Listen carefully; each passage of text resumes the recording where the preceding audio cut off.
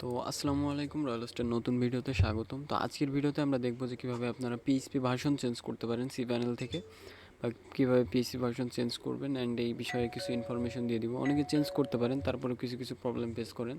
তো যাই হোক, cPanel লগ ইন করে নেবেন। তো আমি এইটা হচ্ছে পিএইচপি ভার্সন চেঞ্জ করব। তো দেখেন আমার ওয়েবসাইটে কেমন আসতেছে। আচ্ছা, এরকম আসতেছে। এখানে আমার হচ্ছে একটা মেবি সাবডোমেন আছে, সেটার জন্য আমার হচ্ছে পিএইচপি ভার্সনটা চেঞ্জ করতে হবে। তো ডোমেইন, তো আমার হচ্ছে এইটা চেক দিই। এই যে এখানে দেখেন, এখানে বলতেছে যে কম্প্রেস ইস্যু ডিটেক্টেড, আর এটা বলতেও না পারে, কারণ আমার এইটা ধরেন আমার যে স্ক্রিপ্টটা এখানে ইনস্টল করা হয়েছে, সেই স্ক্রিপ্টে আমার এটা বলে দিচ্ছে যে আমার এই পিসি ভার্সন এত লাগবে। তো যাই হোক, এইটা কোনো ব্যাপার না। মেইনলি আমরা পিসি ভার্সন কীভাবে চেঞ্জ করব, ঠিক আছে। এক এক স্ক্রিপ্টের জন্য এক এক রকম লাগে। এখন কি লাগবে সেটা আপনি যেহেতু ডেভেলপার, সেহেতু আপনি এটা জানবেন যে পিসি ভার্সন কত লাগবে আপনার স্ক্রিপ্টে, ঠিক আছে। আর যারা এমনি স্ক্রিপ্ট ইনস্টল দেন, আমি এটা বলতেছি তার কারণ হচ্ছে অনেকে আছেন যারা স্ক্রিপ্ট ইনস্টল দেন, তেমন একটা ডেভেলপমেন্টের এই বিষয়ে বা আমার কত লাগবে এটা আপনি বুঝতে পারবেন না। তো সেই ক্ষেত্রে আপনার কী করতে হবে, আপনি 7.4 বা এদিক সেদিক যতগুলো আছে দিয়ে ট্রাই করবেন যে কোনটাই কাজ করে। এটা আপনার জন্য, মানে আমি একটা সলিউশন বলে দিচ্ছি। তা না হলে আপনারা ঠিক তাও লাইভ চ্যাটে এসে বলবেন ভাই পিসি ভার্সন চেঞ্জ করছি, হয় না, সে হয় না, এই হয় না, সে হয় না। এগুলো হচ্ছে আপনার ডেভেলপার রিলেটেড, ঠিক আছে। বাট তারপরেও আমরা যতদূর সম্ভব হেল্প করি, চেষ্টা করি। এই জন্য আমি এই ভিডিওতে একবারে বলে দিলাম বিষয়টা। যাই হোক, এখন আমরা হচ্ছে এটার পিসি ভার্সন চেঞ্জ করবো। তো পিসি ভার্সন চেঞ্জ করার জন্য দুইটা ওয়ে আছে। এক হচ্ছে মাল্টি পিএইচপি ম্যানেজার, আর হচ্ছে পিএইচপি সিলেক্ট ভার্সন, ঠিক আছে। মাল্টি পিএইচপি ম্যানেজার অর্থাৎ ইজি অ্যাপাসি, ওইটা ইজি অ্যাপাসি এর মাধ্যমে পিএইচপি ভার্সন কাজ করে। এখন এটা আমি একটু ইনফরমেশন দেওয়ার জন্য বলতেছি, এত কিছু না জানলেও হবে বা মুখস্থ করতে হবে এমন কিছু না। তো যাই হোক, তো আমরা সার্চ করব মাল্টি পিএইচপি ম্যানেজার লিখে।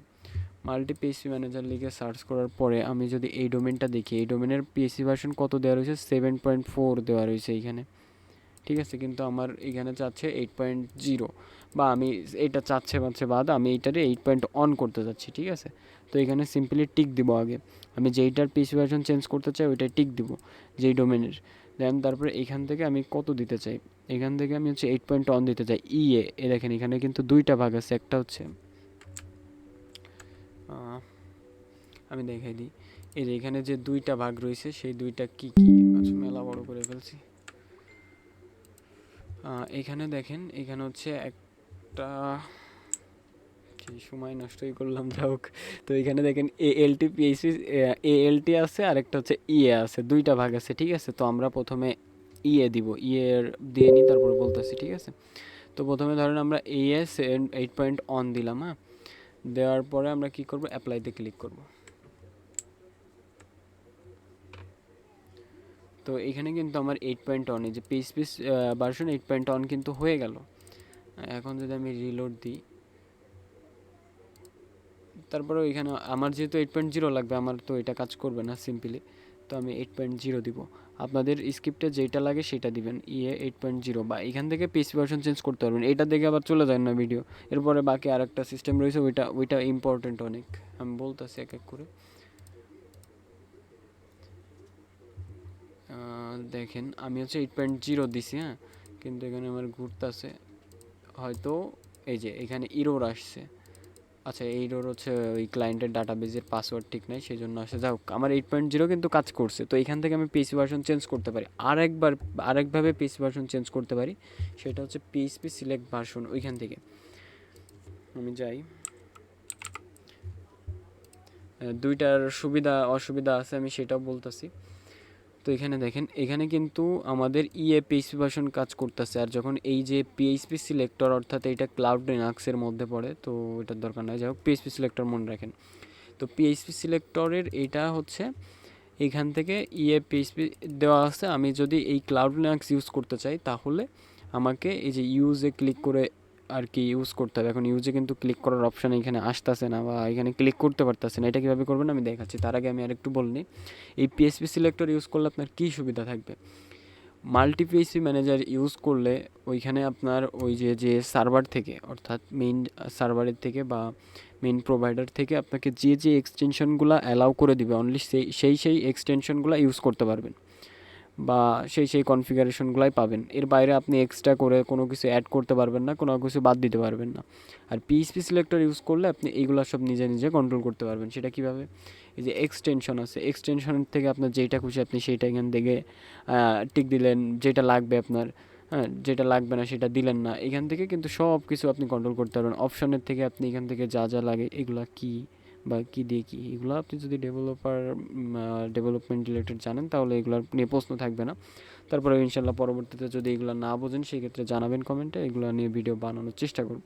যাক, তো মূলত সুবিধা হচ্ছে আপনার যে পিএইচপি সিলেক্টর ইউজ করলে আপনি নিজের মতো করে কাস্টমাইজ করতে পারবেন। অনেক সময় দেখা যায় যে 8.0 চাচ্ছে, দেওয়ার পরেও পিডিও এক্সটেনশন ইরোর, এই প্রবলেমটা বেশি হয়, জন্য এটার কথা আমি বললাম।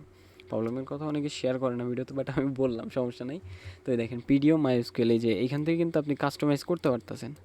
ঠিক আছে, এটা যদি টিক না দিয়ে দিই তাইলে মনে করেন যে পিডিও প্রবলেমটা দেখাবে, সেক্ষেত্রে আমরা এইটা ইউজ করবো। এখন কথা হচ্ছে যে যদি এই রকম হয়ে থাকে তাহলে আমরা কিভাবে এই পিএইচপি সিলেক্টর ইউজ করব। তো এত কিছু বললাম, যদি মাথায় মানে বুঝতে পারেন তাহলে গেল, আর না বুঝতে পারলে আমি প্রথম কথা বলবো আপনারা কি করবেন, এখন যেটা দেখাবো সেটা করবেন। ঠিক আছে, মাল্টি পিএইচপি ম্যানেজার না ইউজ না করার জন্য বলবো। ইউজ করতে পারেন, সমস্যা নাই, বাট ইউজ না করার, যদি কাজ করে ওইটা ইউজ করেন, সমস্যা নাই। আর যদি প্রবলেম ফেস করেন সেক্ষেত্রে পিএইচপি সিলেক্টর ইউজ করবেন, এটা করলে বেটার সলিউশন পাবেন। তো এটা কিভাবে করতে হয় দেখেন, মাল্টি পিএইচপি ম্যানেজারে যাবেন,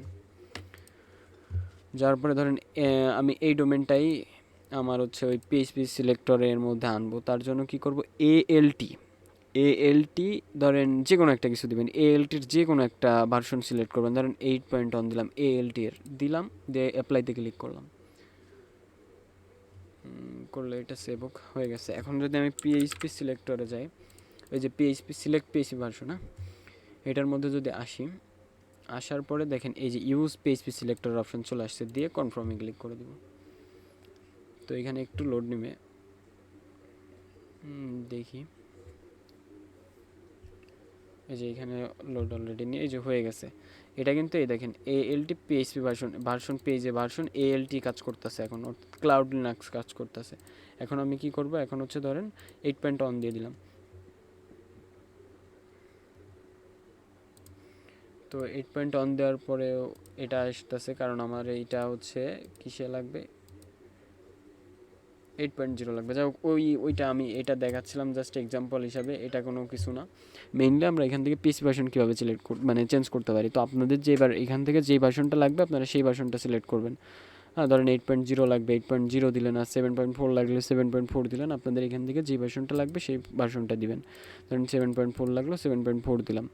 আর কিছু কিছু এক্সটেনশন যদি আপনাদের আলাদা করে অ্যাড করা লাগে, এক্সটেনশন অপশনে ক্লিক করে এখান থেকে যে এক্সটেনশন আপনাদের লাগে বা সেটা আপনারা এখান থেকে খুঁজে নেবেন যে এক্সটেনশন লাগে, বা যেটা কিছু অপশনের থেকে যদি কিছু লাগে সেটা করে নেবেন। যাই হোক, তো এইভাবে পিএইচপি ভার্সন মূলত আপনি আপনার মতো করে সব কিছু করতে পারবেন। তো ধন্যবাদ ভিডিওটা কন্টিনিউ করার জন্য। তারপরেও যদি কোনো কথা বুঝতে না পারেন, আমি শেষের যেটুক বলছি পিএইচপি সিলেক্টরের এইটুক ফলো করবেন। তারপরেও যদি বুঝতে না পারেন অবশ্যই আমাদের সাপোর্টে জানাবেন, ইনশাল্লাহ আমাদের থেকে হেল্প পাবেন। তো ধন্যবাদ সবাইকে ভিডিওটা কন্টিনিউ করার জন্য।